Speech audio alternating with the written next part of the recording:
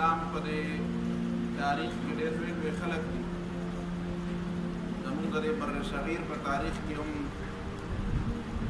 د ډېر لوی خلکو کردار دی. دې وطن ته اسلام د صحابه کرامو په دور کې راغلی. عبدالرحمن ابن سمره رضی الله تعالی عنہ چې هغه صحابي دی، ابو داود کې یو حدیث دی، صلى بنا عبدالرحمن ابن سمره بکابل. عبدالرحمن ابن سمره رضی الله تعالی عنہ په کابل کې موږ ته صلات خوف.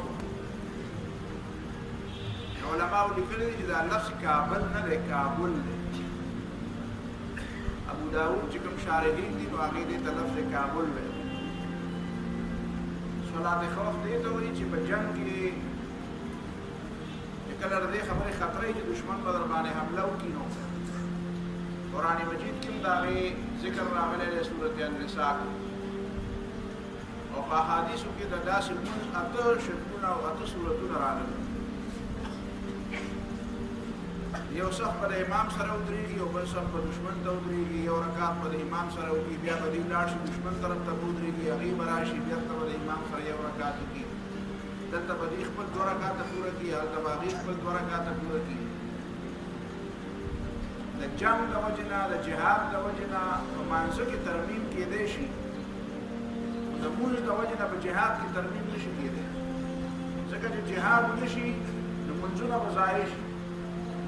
جهاد ونه شي نو مونځونه به ضایع شي. حدیث کې دا راغلی دی، نبي علیه الصلاة والسلام فرمایي لتنقضن عرى الاسلام عروة عروة. د اسلام مثال د یو زنځیر دی، د دې نه به په یو زمانه کې یو کړی لویږي. د اسلام د دې زنځیر نه به خلک یو کړی، دا به د شوکۍ رالېږي به كلما انقضت عروة تشبث الناس بالتي تليها. د اسلام د دې زنځیر نه یو کړی پرېوځي نو خلک به هغه پرېوتې کړی نه راوچتوي چې هغه ورسره ولګوي، بلکې هغه بله کړی به راټینګه کړي، وایي زه دا خو داسې م لاړه خو دا بله راټینګه کړي. حالانکې پکار دا ده چې کومه کړی ترې پرېوځي هغه بیا ته راولي ورسره ونښلوي، ورسره زنځیر ترې جوړ کړي. فاولهن نقضا الحكم. اولنی کړی چې د اسلام د زنځیر نه پرېوځي نو هغه به حاکمیت اعلی، خلافت به ختمېږي. خلافت ختمېدل دا د اسلام خلاف د اهم مورچې نړېدل دي. دشمنانو همیشه دپاره د مسلمانانو د خلافت باندې حمله کړې ده. دا څومره چې تاسو ګورئ دا د خلافت نه چې خبره ملوکیت ته بدله شوه، په بادشاهانو باندې خلکو کار کړی دی. د طاقت چې کومې سرچشمې دي په هغې باندې بېدینو خلکو کار وکړو. هغه خلک یې په عیاشۍ کې، په منافقت کې، په دوکه کې، د اسلام نه په بېخبرۍ کې، په دې څیزونو کې ور واچوله. اوس هم تاسو ګورئ په مسلمانانو کې دم نه چې کوم بېدینه خلک کار کوي، هغه په دې الیټ طبقه باندې کار کوي. په هغه د پاسه چې کومه بالادسته طبقه ده په هغې باندې هغې ته هغې رسایي کوي. تاسو ګورئ ستاسو دا زمونږ د وطن دا یونیورسټۍ چې دي په دې کې بهر دنیا خلک زمونږ قابلان شاګردان ګوري، هغې ته وظیفې ورکوي، هغې سره رابطې کوي، هغې ته بهر غټې عهدې افر کوي، غټ نوکرۍ ورته افر کوي.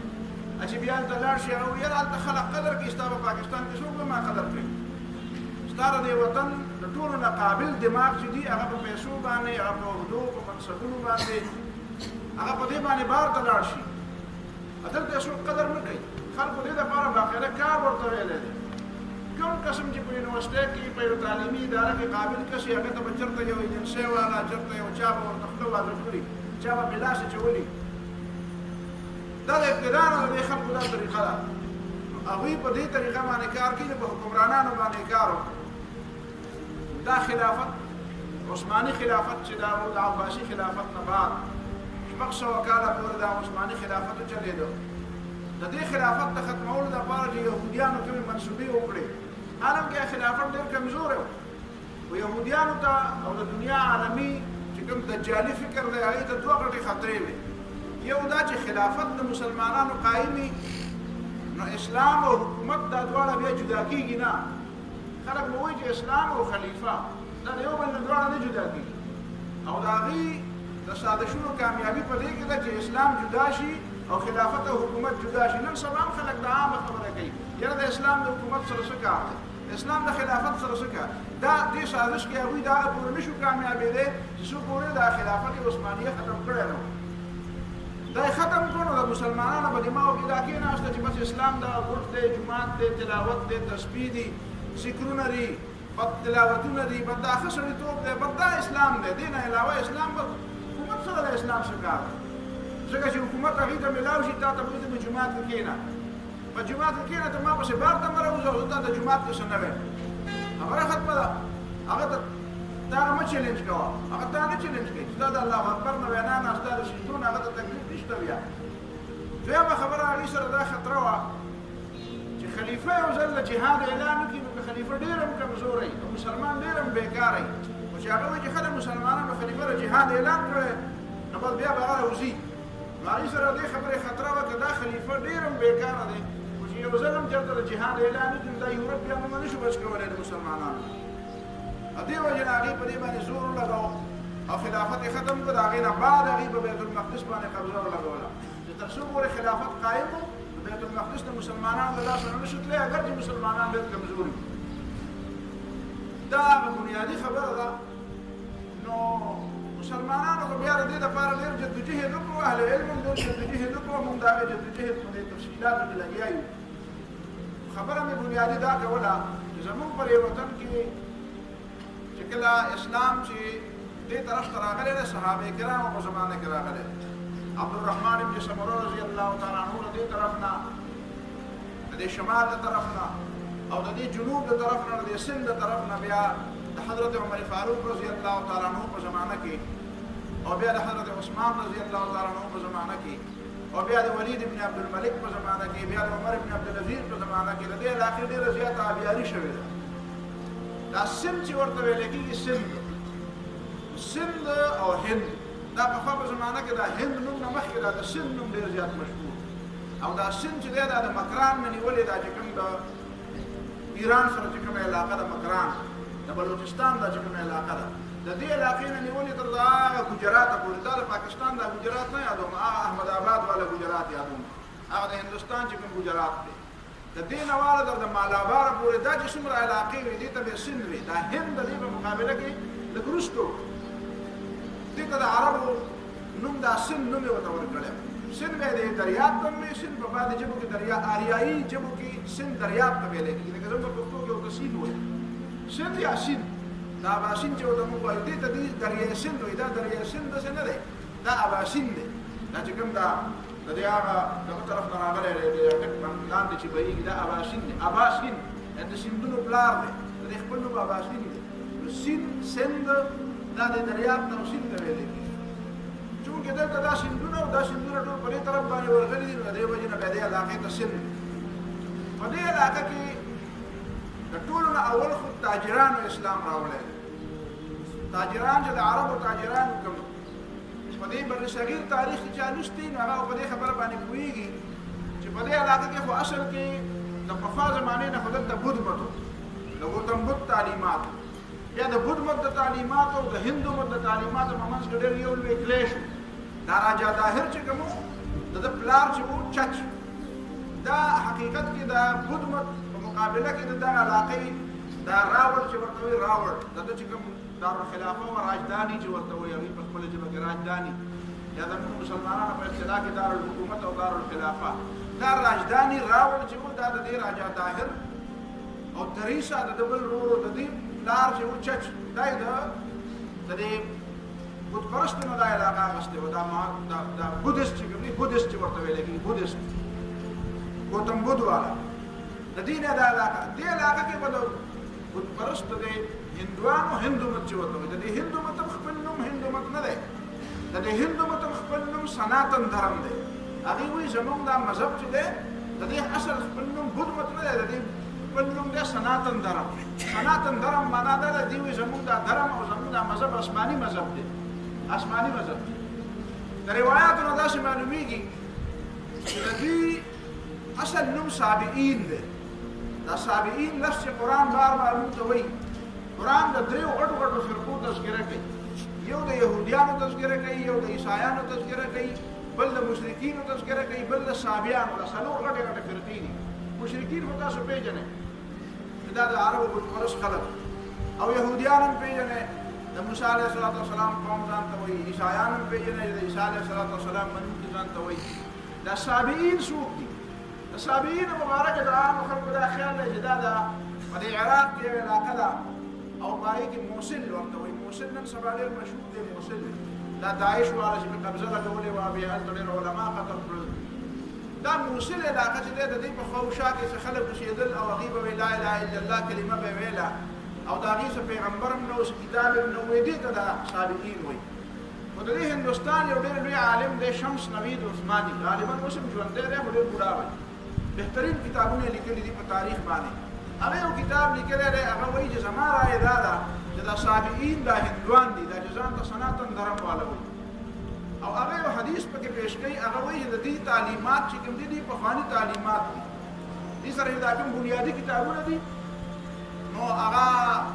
بنیادویدونه دي دا ریګوید دی یجروید دی اتھروید دی د دې بنیادي کتابونه چې کوم دي په هغې کې باقاعده د اسلام بهترین تعلیمات دي هغه وایي چې د دې د نوح علیه السلام تذکره ډېره زیاته کوي د دې معنا دا ده چې دې د نوح علیه السلام هغه پیغمبر نوم هیر دی نو د هغه تعلیمات په یو شکل کې د دې سره دي هغې باندې ډېر ګردونه غبارونه راغلي دي او دا روایت دا لفظي غوندې سینه بسینه دا روایات را نقل شوي او د هغې نه بیا کتابونه لیکلي شوي دي د هندوانو دا رایه ده چې زموږ دا کتابونه چې دي دا ویدونه دا قرآنونه قرآن ورته وایي قرآن ویدونه دا 50,000 کاله پخواني دي 50,000 کاله پخواني دي دوی دا خیال دی چې موږ د ټولو نه بنیادي مذهب زموږ دا دی د ابراهیم علیه السلام نه زموږ دا مذهب ډېر قدیم او ډېر پخوانی دی د هغه دا خیال دی چې دا صابئین دي هغه په دې کې د صابئینو ډېرې نښې کتلي دي هغه د دې هندوانو د کتابونو نه باقاعده د لا اله الا الله او د محمد رسول الله دا کلمه هم راایستلې ده هغه وایي چې د دې په دې کتابونو کې دا کلمه یو ځای خو نه ده ذکر شوې خو په یو ځای کې لا اله الا الله ذکر دی په بل ځای کې محمد رسول الله ذکر دی باقاعده په سنسکرت ژبه کې هغه د هغې ترجمه کړې بهترین کتاب یو ورکوټی غوندې کتاب دی په دې بازار کې کیدای شي تا ته په دې کشفخانه کې میلاو شي اگر اب بھی نہ جاگے تو دا نوم دی اگر اب بھی نہ جاگے تو شمس نوید عثماني هغه والا وګورئ تا ته به پته ولګي چې د هندوانو مبارکې د هغه رایې څه ده او حقیقت دا دی چې هغوی نه خپل پیغمبر هېر شوی دی ورنه د هغې تعلیمات چې دي هغې اسلام تعلیماتو ته ډېر نږدې دي هغه دا هم وایي چې د بخاري کې دا روایت دی چې الله تعالی به د نوح علیه السلام قوم ته ووایي چې تاسو ته پیغمبر علیه السلام خپل نوح علیه السلام تاسو ته د اسلام تعلیم درکړی او که نه و درکړی نو د نوح علیه السلام قوم به وایي چې موږ ته خو نوح علیه السلام تعلیم نه و راکړی نو الله تعالی به د نوح علیه السلام نه تپوس وکړي چې ستا دپاره څه دلیل دی څه ثبوت دی چې تا خپل قوم ته دعوت ورکړی نو نوح علیه السلام به وایي چې امت محمدي زما دلیل دی د محمد صلی الله علیه وسلم امت به د دې لپاره ګواهي وکړي امت محمدي به ګواهي وکړي چې او نوح علیه السلام خپل قوم ته دعوت ورکړی وایي د دې نه دا معلومېږي چې یو قوم داسې نشته چې هغې ته خپل پیغمبر نه دی معلوم سوا د هغې خلکو نه چې د نوح علیه السلام قوم دی او د هندوانو نه چې تپوس وکړي چې تاسو سره دا کتابونه دي دا د کوم ځای نه راغلي دي وایي دا خو الله پاک موږ ته رالېږلي دي وایي چې دا الله پاک په کوم پیغمبر رالېږلي وایي یاره موږ ته د پیغمبر پته نشته وایي دا پته لګي چې دا د نوح علیه السلام قوم دی ځکه د دې نه خپل پیغمبر هېر دی او د بخاري په حدیث کې ځکه دا خبره راغلې ده چې داسې به قوم د نوح علیه السلام او د هغې د خپل پیغمبر هېر دا د هغه رایه ده زما د دومره خبرې د اوږدولو مطلب دا دی چې د دې خلکو بنیادي تعلیمات اسلام ته ډېر زیات نږدې وو نو د نبي علیه السلام په زمانه کې تاجرانو چې دی مالابار طرف ته دا جنوبي بحر چین چې دی دا اوس چې تاسو ګورئ چې دا خبرونو کې راځي په بین الاقوامي خبرونو کې راځي د امریکې او د چین فوجونه یو بل سره مخامخ دي او هلته د یو غټې جګړې خطره ده دا جنوبي بحر چین چې دی چین هم هلته اډې جوړې کړي دي امریکا هم هلته اډې جوړوي او د خلکو دا خیال دی چې یو جنګ د دې کوریا نه مخکې کېدی شي د چین او د امریکې په هغه بحر چین کې په هغه جنوبي بحر چین کې ونښلي دغه علاقو پورې مسلمانان تللي دي او هلته د بعضې خلکو د روایاتو مطابق د چین په علاقه کې یو جومات هم شته چې خلک وایي چې دا د رسول الله صلی الله علیه وسلم په زمانه کې دا جومات جوړ دی دا مالابار چې ورته وایي دا زموږ دا په دبۍ او په سعودي کې چې کومه کسان اوسېدلي هغې پېژني د مالابار خلک هلته ورته ملواریان د هغې عجبه هم داسې عجیبه ورته کې داسې دا خبرې داسې واضح نشي کولی مالواریان خلک یې پېژني نو دا مالابار ورته وایي جزایر مالابار دې مالابار علاقو د رسول الله صلی الله علیه وسلم په زمانه کې اسلام تللی د تاجرانو د لاسه بیا د حضرت عثمان رضی الله تعالی عنہ په زمانه کې عثمان ابن ابي العاص حکفي عثمان ابن ابي العاص ثقفي دا د بحرین حاکم د حضرت عمر رضی الله تعالی عنہ په زمانه کې ته بغیر د حضرت عمر رضی الله تعالی عنہ د اجازت نه یو مهم ولېږو د سند طرف ته د عراق د طرف نه د بحرین دا اوس چې کوم بحرین دی دا د سوال بحرین نه دا د عربو بحرین یاد د دې بحرین حاکم نو دا د دې نه د افشاته چې کومه علاقه و دې ته ټول د دې به سند وي دې ته به سند او هند اوس مې دا دغه تفصیل وکړو نو اولنې ځل هغه مهم را لګلې دی چې د دې علاقې پته ولګي چې دې علاقه کې د فتح لپاره څه حالات دي خلک چې د فتح لپاره لار ګوري نو مخکې نه جاسوسان ولېږي یو مهم ولېږي چې هلته څه ضرورت دی څه کې دی د فتح څومره امکانات دي لارې څنګه دي علاقې څنګه دي حضرت عمر رضی الله تعالی عنہ چې خبر شو نو دی عثمان ابن ابي العاص ثقفي ته وایي چې دا زما د اجازت نه بغیر دا زما جوانان او دا زما مجاهدین چې دا داسې بې قیمته خلک نه دی دا به داسې د سختو سره داسې د هغه سره به نه مخامخ کړې چې به وشړو به ورولې داسې نو دا کار مه کوه بیا د حضرت عمر رضی الله په زمانه کې بیا دې طرف ته چا څه خبره به ونه کړه او دې خاصه مهم را نه د حضرت عثمان رضی الله تعالی عنہ په زمانه کې بیا عبد الله ابن عامر دا غي گورنر دی او هغه حکیم ابن حبله یو جاسوس دی دا ولېږه چې ته لاړ شه او د مکران او د سند د علاقې معلومات مال راوړه هغه چې واپس راغی هغه حضرت عثمان رضی الله تعالی عنہ چې کوم راپورټ پیش کړو نو هغه ورته ویل چې دا داسې علاقه ده داسې د جاسوس دی راپورټ ته ګورئ وایي ماؤها وشل وایي اوبې تروي دي وعدوها بطل دشمن ډېر زیات مضبوط دی وتمرها دقل میوې ډېرې خشکې بېکاره وچې او کمزورې منطقې دي او بیا ورته وایي چې وسهلها جبل او اواره ځمکه هم دونه ګرانه ده په سفر کې لکه غرونه چې څومره ګران دي ماؤها وشل وتمرها دقل وعدوها بطل وسهلها جبل او بیا وایي ان قل الجيش ضاعوا که لږ لښکر لېږي نو دا به مړه شي ختم به شي دشمن مقابله نشي کولی وان کثروا جاعوا او که ډېر لېږي نو د لوږې دپاره به د لوږې دفع کولو دپاره سامان به د کوم ځای نه وړی وله لږ خلک به پکې غر کېږي او د ډېرو خلکو به د سره د خوراک د سامان څه انتظام نه وي او وما بعدها شر منه او دا خو چې ما کومې علاقې لیدلي دا خو د هغې راپورټ دی د هغې نه اخوا که ورشي د هغې نه هم ډېره خطرناکه خبره ده حضرت عثمان رضی الله تعالی عنہ وایي چې بس داسې چل وکړه چې تا ما ته دا څنګه راپورټ راکړه څه سجعه دې وکړه که شاعري دې وکړه که په رښتیا دې راپورټ راکړه خو ما ته دې نه پس به بیا هلته چې خلک نه لیدو د حضرت معاویه رضی الله تعالی عنہ په زمانه کې هغه بیا خلک راولېږي د ځینو خلکو دا خیال دی چې حضرت معاویه رضی الله تعالی عنہ چې کوم سړی رالېږلی و اول ځل چې کوم سړی راولېږه هغه محلب ابن ابي صفره و هغه همت وکړو د لاهوره پورې راغی هغه په دې طرف باندې داسې راغلی سیند طرف ته نه وتلی هغه په دې بنو کې شپه کړې ده دا بنو نه دی بنو چې ورته وایي په هغه زمانه کې به یې دې بنو ته بن نه وایي محلب ابن ابي صفره د ده سره په لښکر کې صحابه کرام وو هغه د دې علاقې په مهم باندې بیا یو قصیده هم ویلې ده بیا دا قصیده د هغه په الفاظو کې بل چا هم نقل کړې ده فتوح البلدان د بلازوري د محلب ابن ابي صفره د جیش په باره کې د هغه د لښکر په باره کې یو قصیده ویلې د هغه یو شعر دی وایي الم تر ان الاسد لیلة بیتوا ببنة كانوا خیر جیش المحلب وایي د محلب ابن ابي صفره چې کوم لښکرو هغې چې په بنو کې شپه وکړه نو دا د محلب ابن ابي صفره د ټولو نه بهترین هغه هراول دسته وه نو بنو ته هغه بنه ویلې ده دې معنا دا ده چې هغه اول دې بنو ته راغلی دی او د دې بنو نه بیا لاهور طرف ته تللی دی دا مهم هم بیا داسې مستقل پاتې نه شو بیا واپس لاړ دا خلک دلته پاتې نه شو بیا د حضرت معاویه رضی الله تعالی عنہ په زمانه کې دې نه بعد بیا راله زمانه د ولید ابن عبدالملک د ولید ابن عبدالملک زمانه راله ولید ابن عبدالملک چې دی هغه دې علاقې ته خلک راولېږل اولنی سړی چې هغه دلته دې خلک ته رالېږلی و نو هغه عبدالله ابن نبهان خلک وایي دا عبدالله شاه غازي نه دی دا چې قبر دی په دغه کې په کراچۍ کې وایي دا د عبدالله ابن نبهان دی چې دا د حضرت معاویه رضی الله د ولید ابن عبدالملک په زمانه کې راغلی بهرحال په دې زمانه کې دا سن 93 زمانه چې راورسېده نو دې کې یو واقعه وشوه د دې مالابار نه څه زنانه دي او د هغې علاقې یو راجا دی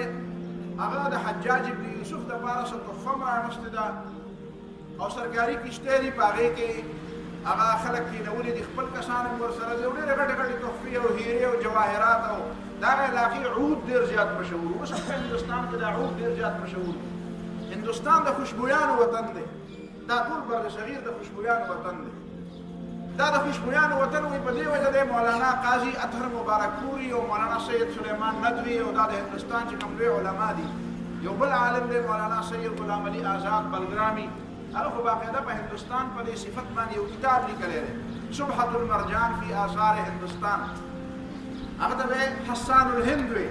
د هندوستان دومره لوی شاعر دی لکه په عربو کې حسان سم شاعر هغه به وایي چې دا آدم علیه السلام چې جنت نه راکوز شوی دی اته روایتونه په تفسیرونو کې راغلي چې آدم علیه السلام دلته په سریلانکا کې راکوز شوی دی سرندیب چې ورته وایي سرندیب سریلانکا دا سریلانکا علاقه چې کومه ده په دې کې سرندیب یو ځای دی هغه د غرب په سر باندې عام علماو دا لیکلي چې هره شپه په هغې باندې باران کېږي هلته د آدم علیه السلام د قدم نښه ده وایي آدم علیه السلام اول دلته راکوز شوی دی هغه ځای باندې هره ورځ باران کېږي او قدم وینځي هغې ته خلک چې خېږي او زنځیر یې ورته لګولی دی ډېر غټ غر دی په هغې باندې زنځیر یې نیولی او بره خېږي په دې وجه باندې دا سرندیب لفظ وایي په حقیقت کې سنکل دیپو سنکل وایي زنځیر ته وایي او دیپ ډیوې ته وایي دیپ خو په د هندۍ ژبه کې په اردو کې هم ډیوې ته ویلی کېږي دیپ دا د پښتو ډیوه دیپ او دا یو شان دی مونږ ښکاري دا دواړه دي جب تک نه جلے دیپ شهیدوں کے لہو سے او شعر پکې راسه دی جب تک نہ جلے دیپ شہیدوں کے لہو سے کہتے ہیں کہ جنت میں چراغاں نہیں ہوتا خلق ترجیح وہی ده دیپ وی الته رڼا وي او الته کې په دغه زنځیر باندې خلک ورخېږي د دغه علاقو مالابار او د سرندیب او د دې علاقو نه وختونه جمع شو د دې علاقو نه زنانه او نارینه را جمع شوي هغې ویې مونږ به لاړ شو حجاج بن یوسف ته به تحفې وړاندې کړو او بیا به مونږ لاړ شو حج او عمرې به مو وکړو د بیت الله لکه چې بیت الله خو د هغې په ذهن کې یو ډېر لوی خبره وه لکه چې نوي نوي مسلمانانو نو هغې وایي زه د بیت الله هغه احترام به پکې وشي او عمره به وشي او هغه علاقې به وینو چې کومې علاقې نه اسلام موږ ته راغلی دی او د اسلام دا تعلیمات دوی چې په دې علاقه باندې راتلل نو دوی په دغه طرف باندې راغلل دا ټټه چې ورته وایي ټټه د کراچۍ نه تاسو به دې جنوب طرف ته جنوبي علاقو طرف ته به تاسو تللي یې چې څوک په دغه طرف تللي ټټه ډېر قدیم او ډېر پخوانی ښار دی هیملټن چې په 1800 صدۍ کې راغلی و د انګریزانو په زمانه کې د هندوستان چې دا د برصغیر انګریزانو دا قبضه کړی نه و پوره په هغه زمانه کې چې دا هیملټن راغلی و نو هغه وایي چې زه وګرځېدم په ټټه کې 400 مدارس وي 400 مدرسې وي د ټټې علاقې تمام خلک تعلیم یافته وو په هغې کې وایي د فلکیاتو د اسټرانومي چې کوم بحث کېده په یوه مدرسه کې وایي زه ورته کېناستم وایي زموږ په کیمبرج او په اکسفورډ یونیورسټۍ کې هغه بحثونه د اعلی درجې طالب علمانو ته کېږي چې دلته په چټایۍ او په کوزکي باندې کوم استاد او شاګرد ناست و هغه ته د فلکیاتو کوم سبقونه وي وایي زه حیران شوم چې دا څنګه قوم دی په دې هندوستان کې ځکه خو بیا ولګېده لارډ میکان یې داسې نظام تعلیم جوړ کړو چې زموږ د برصغیر ټول خلک یې بې تعلیمه کړو او هغه تعلیم هغه چې د 80% نه په یو علاقه کې تعلیم کم نه و هغه خلک به یک جنبش قلم چې چا د عربي ورته دا نالایقه چې چا د فارسي ورځي دا نالایقه بس هغه سړی به چې چا د انګریزي ورځي ډوډۍ دروازې به صرف د هغه دپاره کلاوي اکبر الہ آبادي خو به ډېر ښایسته طنز کړی دی هغه وایي چې یہ بات کری ہے نہ کھوٹی عربي میں نظم ملت انګلش میں صرف روټي وایي انګریزي به د ډوډۍ لپاره زده کوی که ډوډۍ بغیر د انګریزۍ نه ملاویږي بهر دنیا کې په جاپان کې بغیر د انګریزۍ نه ډوډۍ ملاویږي جاپان کې خو چا د انګریزي نه ورځي په روس کې خو چا د انګریزي نه ورځي په چین کې خو چا د انګریزي نه ورځي په فرانس کې خو چا ما یو ځل یې ولوستل په فرانس کې په یو سرکاري تقریب کې یو سړي تقریر کړی دی سرکاري سړی دی او یو لفظ صرف د انګریزۍ ویلی یو لفظ او په هغې باندې هغه عدالت طرح کړی دی خلکو اسامبینو چې تا دا د انګریزۍ لفظ ولې ووایي ولې په دې متبادل د دې په فرانسیسي ژبه کې بل لفظ نه او هغه په عدالت کې معافي وغوښته ورته ویې نه ویې ته خورې د فرانس او په دماغو کې د انګریزي پرته ده زدي معنا دا ته د انګریزانو ډېر زیات مرعوب او ډېر زیات متاثر یې ته د انګریزانو نه متاثر ته په فرانس کې بیا ولې نوکري کې زموږ په وطن کې داسې یو هوا راپورته ده لکه زموږ د خلکو چې دا دماغي چې نعوذ بالله په هندوستان او پاکستان او بنگلاديش کې الله تعالی بغیر د انګریزانو جوړ ډوډۍ نشي ورکولی نعوذ بالله من ذلک نو بس انګریزي زده کې باقي دنیا په خپله ژبه کې به ترقي کوي دلته به ته په انګریزۍ کې ترقي کوي صرف او ترقي صرف دا ده چې بابوګان به را پیدا کوې چې هغوی له د هغوی هغه باقیات هم داسې برقرار وي بهرحال دا قافله چې را روانه وه دا ټټه زه تللی یم ډېر عجیبه پخوانی قدیم مقبرې قدیم جوماتونه قدیم آثار داسې ښار دی چې سړی هلته ورشي او په هغه آثارو کې ګرځي سړی داسې وایي لکه د 1400 کاله پخوانی زمانه کې ګرځم د دغه ټټې په خوا کې دیبل یو ځای و دیبل دا دیبل څه غټ مستقل کلی نه و دا اصل کې د دې بحري قزاقانو یو مرکز و دا بحري قزاقان نه دا چې کوم د سمندر چې کوم ډاکوان سمندري ډاکوان د دې سمندري ډاکوانو یو داسې جونګړې ونې آبادې وې دغلته کې او دا به د دې راجا طاهر د دې په سرګردګۍ کې د دې په حقیقت کې د دې په مشرۍ کې او د دې په هدایاتو باندې باقاعده دې ساتل به دا ډاکوان پخوا زمانه کې به د بادشاهانو د خلکو بدماشان ځان ته ساتل نو دې به هم دا بحري قزاقان ساتل نو دې بحري قزاقانو په هغه باندې حمله وکړه په کشتو باندې او هغه خلک یې راګیر او بیا حجاج بن یوسف ته چې کله پته ولګېده خلک وایي چې د دې نه یو سړی بچ پاتې شوی و دې چې کله دا بحري قزاقانو دا کشتۍ ونیولې هغې ورته ووایي چې ګوره مونږ خو د حجاج بن یوسف میلمانه یو د هغه دپاره روان یو د هغه تحفې دي را سره موږ څه فوجیان نه یو دا پرېږده دا خلک هغې وایي نه دا موږ نه پرېږدو د دغه نه یو کس چېرته تښتېدلی دی بچ شوی دی او هغه تللی دی حجاج بن یوسف ته رسېدلی دی او حجاج بن یوسف ته یې ویلي دي چې هلته یو زنانه ستا په باره کې تذکره هم کړې ده چې هغې وایي چې یاره خلک وایي چې حجاج بن یوسف ډېر تکړه سړی دی نو څنګه تکړه دی موږ باندې خو دلته دښمنانو لاس هم واچول او دښمنانو دا رااغوستي وو په قلا کې یې ګیر کړي دي زموږ تپوس څوک نه کوي حجاج بن یوسف دې راجا طاهر ته خط ولیکه ورته یې وایي چې داسې چل وکړه چې دا خو ماله تحفې رالېږلې شوې وې دا زموږ د مذهب خلک دی زموږ د دین خلک دی موږ څېړل نه کوو نو دا خلک را پرېږده راجا طاهر ورته خط ولیکه چې نه دا خو بحري قزاقانو نیولي دي ما سره د دې سره تعلق نشته په ته پوهېږه او خلک پوهېږه نو بیا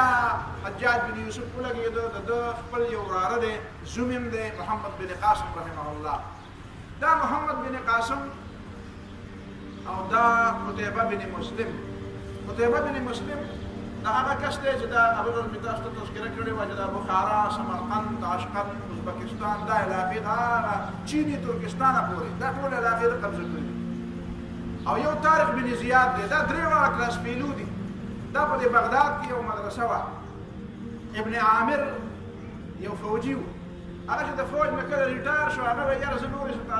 څه کارونه خو نشم کولی خو زه به یو مدرسه جوړه کړم په بغداد کې یو مدرسه جوړه کړه هغه مدرسه چې جوړه کړه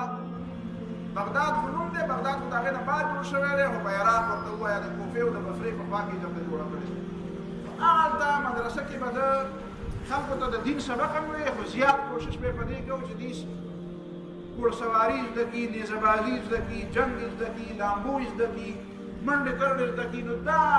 کومو خلکو چې به په فوج کې د برته کېدو شوق و نو هغه به د ابن عامر په مدرسه کې به داخلېدل هلته به یې ورته یو درس هم ورکوو د عربۍ سبقونه به یې هم ورته ویل عرب فارس هم پخپله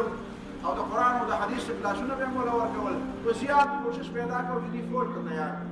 نو دا محمد بن قاسم او قتيبه بن مسلم او دا طارق بن زیاد دا درې واړه کلاس پیلو دي او دا درې واړه بیا ولید ابن عبدالملک نه پس سلیمان ابن عبدالملک دا درې واړه بیا وژلي دي د ولید او د سلیمان دواړه رونه دا حجاج بن یوسف چې کوم دی دا د ولید ابن عبدالملک د عراق ګورنر کړی او د سلیمان ابن عبدالملک د ده سره ډېره سخته ورانه وه او د خپل ورور بادشاه د هغه مخکې غږ نه شو کولی بیا د ولید په زمانه کې د حجاج بن یوسف وفات شو دی کنی نو که د سلیمان زمانې ته پاتې شوی وی نو چې خدای خبر ده به څه کول بیا چې کله سلیمان ابن عبدالملک په حکومت کې راغی نو د حجاج بن یوسف سره چې څومره خلک ولید ابن عبدالملک ګورنران کړي هغه ټول د معزوله کړل او د چا سره یې څه زیاتی کوو نو هغه یې ورسره وکړو د حجاج خو مړو د هغې نه مخکې د حجاج هغه بدل بیا د هغه د زوی محمد بن قاسم نه واغسته او د هغه بدل بیا د قتيبه بن مسلم نه واغسته او د هغه بدل بیا د طارق بن زیاد نه واغسته طارق بن زیاد هم پات کړو کې راوسته شو، هغه شهید شو. محمد بن قاسم هم پات کړو کې راوسته، هغه شهید شو. قتيبه بن مسلم به چې نه خدا شي چل نکو، هغه به څه بغاوت کو. لکه ما ته پته ده چې ما څه ګناه نه ده کړې او صرف په دې وجه ما وایي چې زما طارق بن زیاد هم دوست او دا بل مې محمد بن قاسم او طارق بن زیاد دواړه زما دوستان او موږ دغه هغه د حجاج بن یوسف خلکو په دې ګناه کې دا ما وجدي نو هغه ته بغاوت وکړو په دې. ته بیا ولګېده دا محلب بن ابي صفره چې دی لاهور او دې طرفونو ته راغلی دی هلته ورولېږو او د هغه په نتیجه کې هغه بغاوت وکړو. آخرکار د هغه فوجیان ولګېده او د شپې هغه قتيبه بن مسلم شهید کړو، د هغه سر یې راوړودل یې ورکړو، خبره ختمه شوه. دا د یو بل د بادشاه تاسو ته چې زه وایم د اسلام د غلبې دا کار دا بغیر د حاکمیت نه بغیر د خلافت نه کېږي. نو تاسو ګورئ چې کله حکمرانان داسې خلک وي نو هغه خلک چې محمد بن قاسم چې د 17 سال په عمر کې دی د عراق کې د یو بعضې علاقې ګورنر هم پاتې شوی دی، د یو بعضې علاقې د یو وقوفي علاقې ګورنر هم پاتې د 15 سال په عمر کې. بیا د هغې نه بعد د 17 سال په عمر کې دی هندوستان ته راغلی دی، سند ته راغلی دی. 4 کاله پس په 20 کې دی واپس تللی دی، 20 کاله په عمر کې او د 20 کاله عمر کې هلته بیا تاسو اندازه لګوئ چې دا سړی پاتې شوی وی 10 کاله 20 کاله 40 کاله دغه د ټول هندوستان د کوم ځای پورې فتح کړی دی. دا هغه د حکمرانانو هغه زیاتې دی، دا د ډېر ظلم دی. نو دا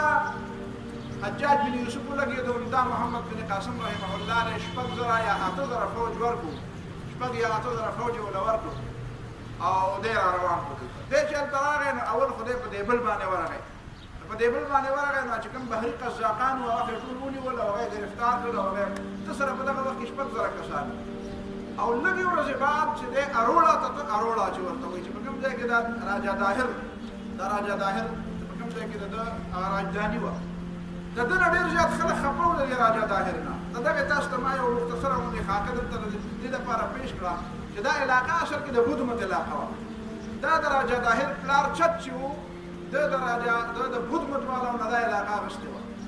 نو د دې زیات خلک د بدمت تابعدار وو، د هندومت په دې کې ډېر کم وو. بیا مصیبت دا جوړ شو چې دا چت چې کله مړ شو نو د ده دا دواړه زامن چې کوم وو دا طاهر او دهریسه، دا دهریسه دا شمالي علاقه سند او جنوبي سند دا دواړه جدا شو، په یو باندې د یو حکومت شو، په بل باندې د بل حکومت شو. د دې یوه خور هم وه، د هغې خورې څه نوم دی په دې وخت کې ما یاد نه کړو. هغه خور دهریسه سره وه، دهریسه ولګېده، هغې له د جهیز مهیز تیاری وکړه او د خپل ورور ته یې ولېږله چې دلته یو مناسبه رشته وله وګوره او دا واده کړه. دا راجا داهر چې دی دی داسې د نجومیانو د دې فلکیاتو په دې علومو کې ډېره دلچسپي وه. په دې هندوستان کې د دې علومو ډېره زیاته د پخوانه ابن بطوطه او دارنګه نور چې کوم دلته کوم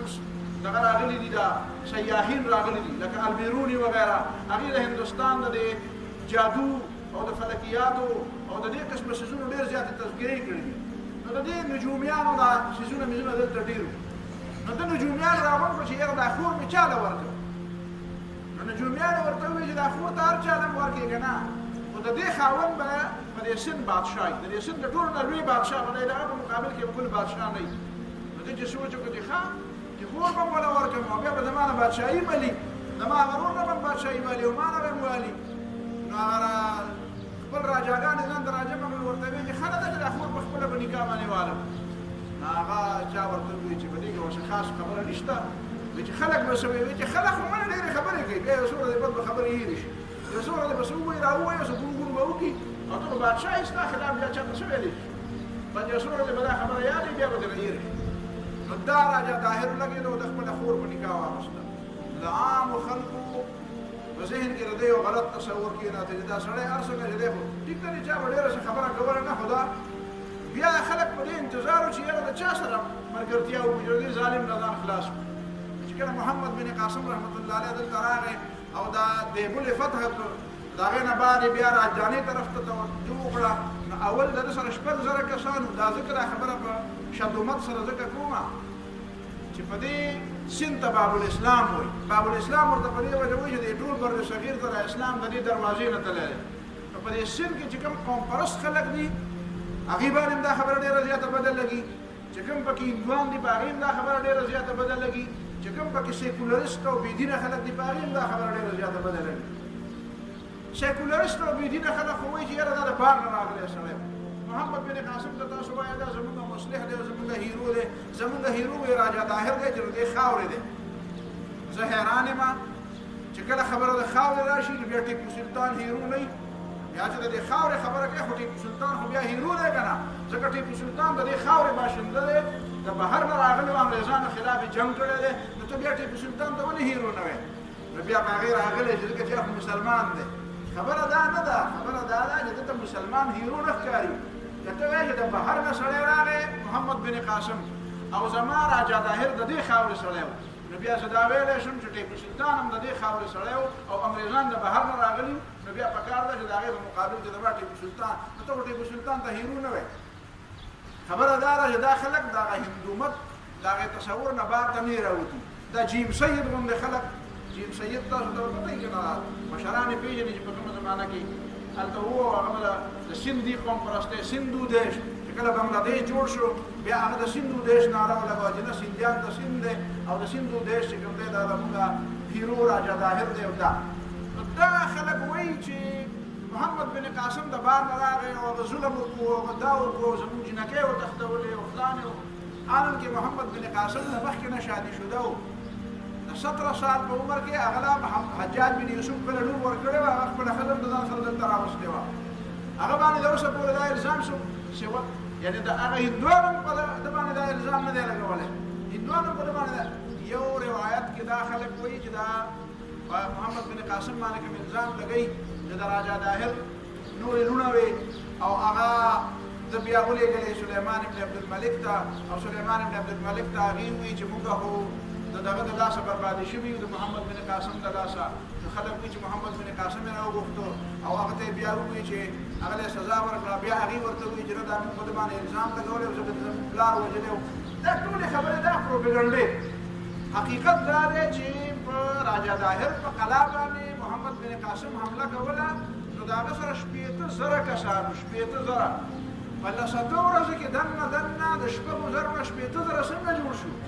دا د محمد بن قاسم رحمت الله علیه هغه بلند اخلاق هغه بلند کردار نوجوان هلک چې شونډه یې نه وه شنه شوې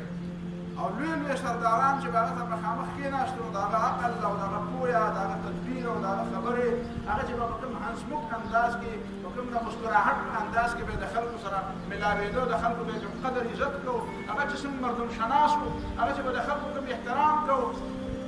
هندوان وله راغله ورته یې وایي چې زمونږ ستا د حملې د وجې نه خو زمونږ هندوان زمونږ مندرونه شړ شو خو دومره چندې موږ له څوک نه راکوي چې زمونږ مندرونه پرې آباد شي هغه به یې تاسو له زه د خپل دغه نه چندې درکړم د خپلې خزانې نه به تاسو له چندې درکړم ستاسو د مندرونو څه ضرورت دی دا به زه پوره کوم ستاسو د پنډتانو چې کوم ضرورتونه دي دا به زه پوره کوم چې بیا محمد بن قاسم واپس کړ نو دا هندوان ورته راغون شو ورته وایي چې موږ خبر شوي یو چې تا خلیفه واپس غواړي او تا وژني هغه به یا ما وژني خو زه به ځم وینا موږ در سره دلته در سره یو به دلته د خپل خلافت او د خپل حکومت اعلان وکړي ضرورت نشته او محمد بن قاسم رحمت الله علیه ورته ویل نه زه داسې کار نه کوم زه واپس ځم او چې واپس راغلم نو هغې پسې جړل بیا هغې په چوکونو کې د هغه په شکل باندې بوتان جوړ کړه بتپرست خو هغسې وو بوتان یې جوړ کړه د هغه مجسمې جوړې کړې نو دا خلک چې دا کوم اعتراضونه کوي د دې نه خو دا نه دي خبر چې د محمد بن قاسم رحمه الله دا دومره دا دلپذیري دا دومره د هغه قبولیت دا دومره د هغه سره مینه ده د عامو خلکو چې په هغه زمانه کې کومه وه نو دا ولې وه دا یوازې فاتح نه و یوازې د سرونو فاتح نه و بلکې په حقیقت کې هغه د زړونو فاتح و محمد بن قاسم رحمه الله هغه ظاهره خبره ده چې د حکمرانانو د هغه د یو بل سره د رقابت شکار شو په حقیقت کې چې هغه دلته کومه آثار پرېښودل د هغه نه بعد بیا عمر بن عبدالعزیز رحمه الله چې کله راغی د سلیمان بن عبدالملک نه بعد عمر بن عبدالعزیز ته خو پته وه چې محمد بن قاسم څومره کمال کړی دی نو هغه د دې ځای د راجاګانو سره ډېرې زیاتې رابطې وکړې او دا باقي علاقې د ملتانه پورې خو ده فتح کړې وې د ملتان نه علاوه دا باقي علاقې بیا د عمر بن عبدالعزیز په زمانه کې باقاعده ده په خطونو په کتابت باندې په ملاقاتونو باندې خلک به یې راوستو تحفې خلکو له رالېږلې دلته علما مقرر کړي وو عمر بن عبدالعزیز دلته ډېر لوی علما راولېږل ډېر لوی داعیان یې راولېږل جوماتونه یې جوړ کړو مرکزونه یې جوړ کړو مدارس جوړ کړو درته روانو 200 کال پورې تاریخ دا لیکلی دی چې د ملتان پورې د ټټه نواله د ملتان پورې د کشمیر پورې په دې علاقو کې به عربي پښتو کې داسې ویل کېده لکه نن سبا د ما استاد په پښتو کې پښتو اردو ویل کېږي په دا نه بعد 200 کالونه بعد بیا عرب په خپل منځ کې ونښتل او دا علاقې باقاعده پاتې شوې نو دلته بیا خپل علاقې او خپل حکومتونه جوړ شو بیا د هغه ځای نه محمود غزنوي رحمه الله حملې شروع شوې او دلته بیا د هندوستان هغه باقي تاریخ جغراف شو چې کوم تاسو معلوم دی خو د عربو له دې تعلق کټ شو تاسو به حیران شئ چې دا علاقه عرب نه وه خو په دې علاقه کې عربي ویل کېده د 200 کالو پورې دا مصر هم عرب نه و په مصر سره د هغوی تعلق مستقل پاتې شو دا شام هم عرب نه و دا فلسطین هم عرب نه و یعنې د رسول الله صلی الله علیه وسلم په زمانه کې عرب خو دا جزیرة العرب و دا بحرین او دا علاقې عمان او دا خو عرب و دا یمن دا خو عرب و لیکن مصر عرب نه و مصر اوس داسې عرب دی چې مصر وایي چې په عربۍ ژبه کې لکه مصر په عربۍ ژبه باندې د دعوه نه هدف وایي او وایي چې زموږ ژبه اصل کې عربي ده نو دا ولې ځکه چې د عربو هغه د ځان سره وسات زموږ د علاقې دې کې 200 کاله 250 کاله پورې عربي ویل کېده او عرب د دې نه بالکل بیا د سمندر په منځ کې داسې حایل و چې هغې د دې ځای په دلچسپي بیا ختمه کړه د محمد بن قاسم رحمه الله او د قتيبه بن مسلم او د طارق بن زیاد د موسی بن نصیر دا د مسلمانانو ډېر لوی هیروګانو او د دې ډېر زیات احسانات دي د مسلمانانو باندې اوس هم دا د مسلمانانو هیروګان دي په سند کې دا بحثونه تر ننه ورځې پورې کېږي تاسو به حیران شئ په سند کې تر ننه ورځې پورې دا بحثونه کېږي چې یاره د مسلمانانو هیرو چې دی هغه راجا طاهر دی که محمد بن قاسم دی د دې وجې د محمد بن قاسم په باره کې معلومات کول دا زموږ د پاکستان د جوانانو باندې یو قرض دی زه په دې باندې ډېر خوشحاله یم چې د نسیم حجازي د محمد بن قاسم په نوم باندې یو بهترین ناول لیکلی دی د عامو بچو ته او د جوانانو ته دا ورکوم ترغیب ورکومه چې هغه د محمد بن قاسم په باره کې چې د